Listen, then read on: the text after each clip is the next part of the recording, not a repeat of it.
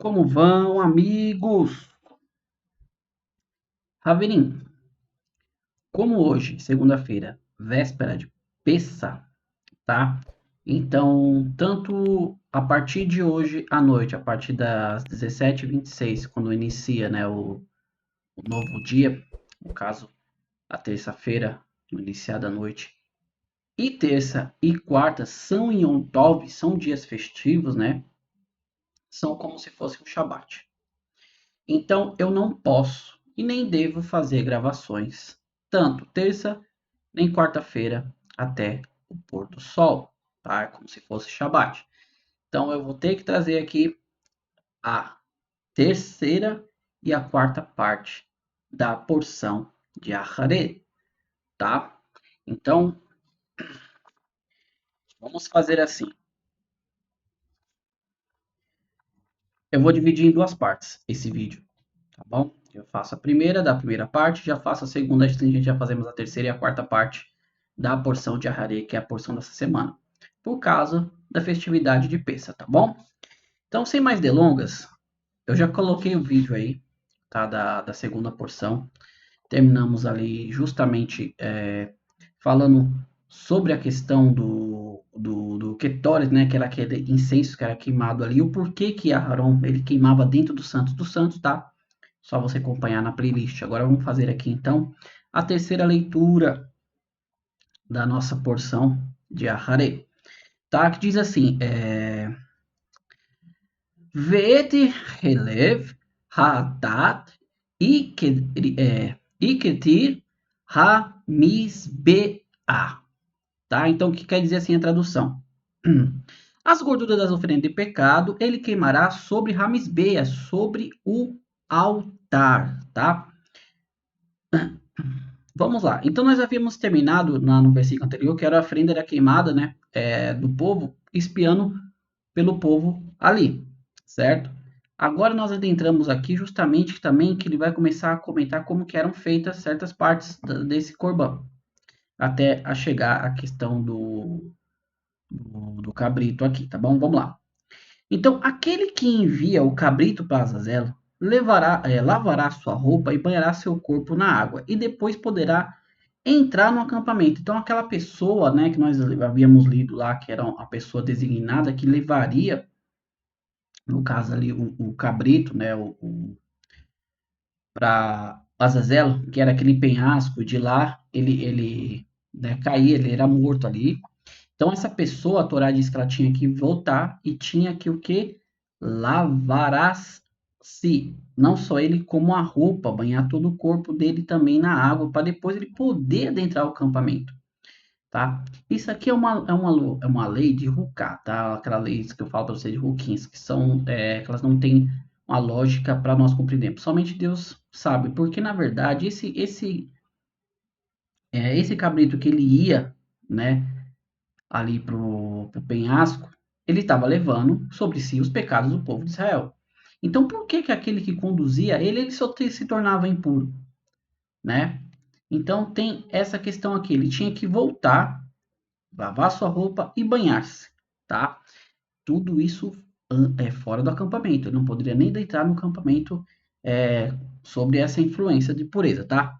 O touro e o cabrito apresentados como oferenda de pecado, cujo sangue foi trazido para o santo para fazer expiação, serão levados para fora do acampamento.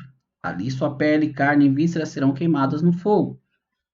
Então, aquele touro, carneiro que eram ali, no caso, cabrito, que eram oferecidos, né, como expiação por o sacerdote e pelo povo, eles eram tirados ali, no caso, sua pele, suas vísceras, eles eram queimados fora do acampamento. A pessoa que a queima lavará sua roupa e banhará seu corpo na água, e depois poderá ver o acampamento. Igualmente, a pessoa que era designada a levar aquele cabrito até Azazel.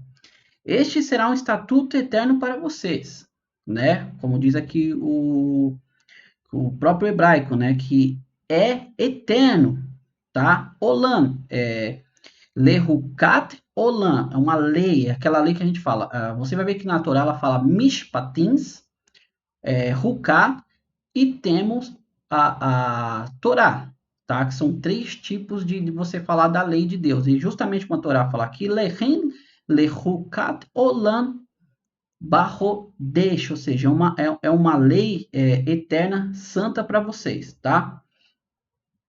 Esse será um estatuto eterno para vocês no 7º mês. Aqui que eu queria entrar com vocês na porção anterior, que fala assim, ó. No 7º mês, no 10º dia, vocês devem afligir e não fazer nenhum trabalho, tanto para o natural quanto para o convertido que vive entre vocês, tá? Então, o que nós entendemos aqui?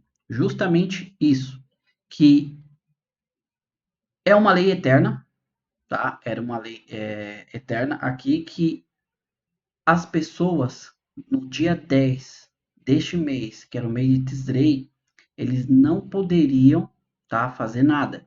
Era um estatuto eterno. Então Deus vem falar assim: vocês devem se afligir e não fazer nenhum trabalho, tá? No hebraico tá dito assim: et nafesh terren, ou seja, as suas almas, tá? Vekol melahal, tá? Melahal, ou seja, você afligir com trabalhos, né? Ou seja, afligir as vossas almas. Ou seja, melahalo, né? Melahalo, talso, ou seja, vocês não devem fazer nenhum tipo de trabalho, como se fosse um shabat. Tanto para o natural, que era o próprio israelita, quanto para o convertido que vive entre vocês, tá? Sempre digo aqui nos meus vídeos, esses textos eles são muito claros. Tanto o natural como o convertido, ele não poderiam. Então, se você não é judeu, mas você está ali no meio do povo judeu, você não pode fazer as mesmas coisas, tá? Isto porque nesse dia, preste bem atenção, Deus espiará por vocês para purificá-los. Vocês serão limpos de todos os seus pecados diante de Deus. É um Shabaton de descanso para vocês, e no qual vocês devem se afligir. Este é um estatuto eterno, tá? É um estatuto eterno. Então é uma Hukat Olam, como eu já disse aqui, que está em hebraico. Amigos, eu enfatizo bem essas partes porque as pessoas têm totalmente uma ideia errônea de que Deus ele possa mudar, que Deus ele muda, que Deus ele tem sombra de variação, né? Nós sabemos que Deus não muda. Então, se Deus ele está falando aqui que essa é uma lei eterna, que não vai mudar, é porque não vai mudar. Então, que lei eterna é essa? Que no dia 10 de Tisrei, tá? Que fica aqui mais ou menos em outubro, no nosso calendário, nesse dia, chamado aqui por nós de Yom Kippur, que é um dia da expiação, qualquer pessoa que se achegar a Deus, afligir a sua alma, tratar esse dia como fosse um Shabat, não fazer obra nenhuma, qualquer pecado iria ser perdoado. Entendam bem, um estatuto eterno. Então, eu adentro aqui com vocês um assunto muito importante, porque eu sei que todos que vencem aqui têm esse conhecimento. Não existe essa ideia perante Deus, perante a Bíblia, perante a Torá, perante o Velho Testamento, como alguns chamam, essa ideia de que alguém tenha que morrer para perdoar o seu pecado, se sacrificar para morrer, perdoar o seu pecado. Como a própria Torá disse, esse dia esse serviço, nessa Vodat Hashem, serviço Hashem, ele é um serviço eterno, é um estatuto eterno. Então, todo mês de Tisrei, no dia 10, todos nós que aqui hoje ainda estamos, quisermos perdão por todos os nossos pecados, afligimos nossas almas. Tem todo um costume de Yom Kippur. Quando chegar essa data, eu vou falar sobre Yom Kippur, tá? Então, não existe. Se Deus falou que era para sempre, então você abole qualquer ideia de que alguém futuramente viesse morrer para perdoar os seus pecados. Porque o Deus está falando que esse é o estatuto eterno. Não iria mudar. Então, já se não tem aquela ideia de que alguém morra para pagar por você e assim derramando sangue para perdoar os seus pecados. Não existe. O próprio Deus já diz isso bem claro, tá? O sacerdote fará expiação, este que foi ungido, ou alguém que foi consagrado para servir no lugar de seu pai. Ou seja, que a Torá já fala, que, né, como nós falamos, como é eterno, não, Aharon não vai ser sempre sacerdote. Então, no caso, outra pessoa que foi ungido, ou mesmo o filho dele, que possa ser sucessor dele, continuará esse serviço por toda a eternidade aqui. Entendeu bem? Então, está em vigor. Para você ser perdoado, você simplesmente se adentre à presença de Deus. Aflinja a sua alma.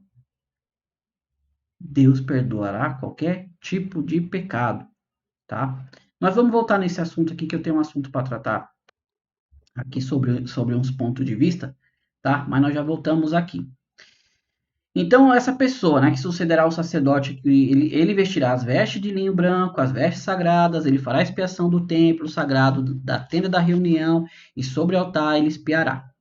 Pelos sacerdotes, pelas pessoas da comunidade, ele espiará. Isso será para vocês um estatuto eterno. Novamente, vem aqui e fala que isso é um estatuto eterno, de modo que os filhos de Israel ganharão expiação por todos os seus pecados uma vez por ano.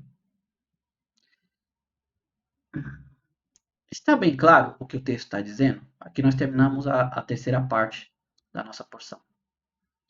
Eu acho que ficou muito claro que justamente uma vez por ano, nesse dia, nesse exato dia do dia 10 desse mês de Tisrei, que a Torá fala, qualquer um que se chegar e se afligir a vossa alma, novamente será perdoado pelo seu pecado. Tá? Então, como nós falamos, não precise que ninguém venha morrer por você. Deus estipulou isso um estatuto eterno. Agora você me fala para mim, você mesmo me pergunte, fale para mim, porventura Deus ele muda? Porventura Deus falaria uma coisa que lá na frente ele sabia que ele ia mudar? Deus ele tem sombra de mudança, de variação? É Deus filho do homem para que minta ou filho do homem para que se arrependa? Então toda essa história de que vem alguém que tenha que morrer, ou ele é um Messias e tem que pagar pelo pecado dos outros, carregar, não existe. Deus nunca mencionou isso, nem para Moshe que via Deus face a face era como amigo. Deus, quando você apresentou a Moshe, ele falou para Moshe, fala para o povo de Israel, vocês não viram ninguém comigo. Nós vamos chegar lá, nessa parte. Deus fala, vocês não viram imagem nenhuma, não tinha ninguém com ele. Deus é único e absoluto, tá? Assim nós terminamos. Mas eu queria voltar aqui justamente com vocês sobre a questão de Yom Kippur.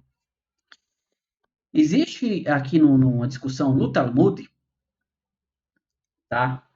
E essa discussão, ela justamente ela fala sobre a questão do como que funcionava no Yom Kippur. A pessoa, o dia simplesmente ele espiava pela pessoa, né? Ou simplesmente a pessoa também tinha que se fazer por merecer. Aqui nós temos a questão. O Talmud fala que não. O dia por só si ele não espiava pela pessoa. A pessoa ela tinha que fazer o que a Torá diz. Ela tinha que se afligir. Se ela tinha alguma coisa, algum erro, primeiro ela tinha que pedir perdão para quem ela cometeu aquele erro. E aí sim, adentrar o dia de Yom Kippur e pedir perdão para Deus, e Deus perdoaria qualquer tipo de erro.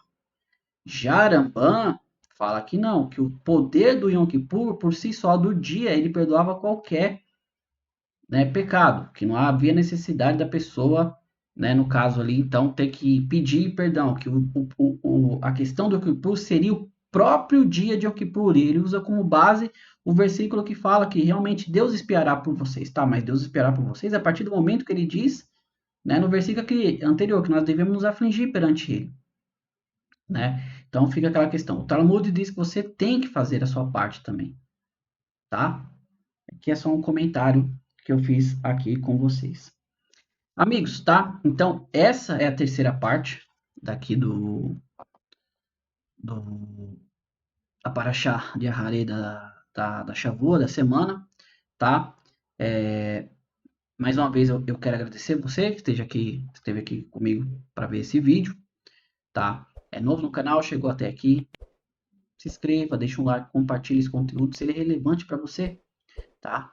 E mais uma vez, amigos, entendam bem, o dia de Yom Kippur era um dia, é um estatuto eterno, nada mudaria, ou seja, nada mudou.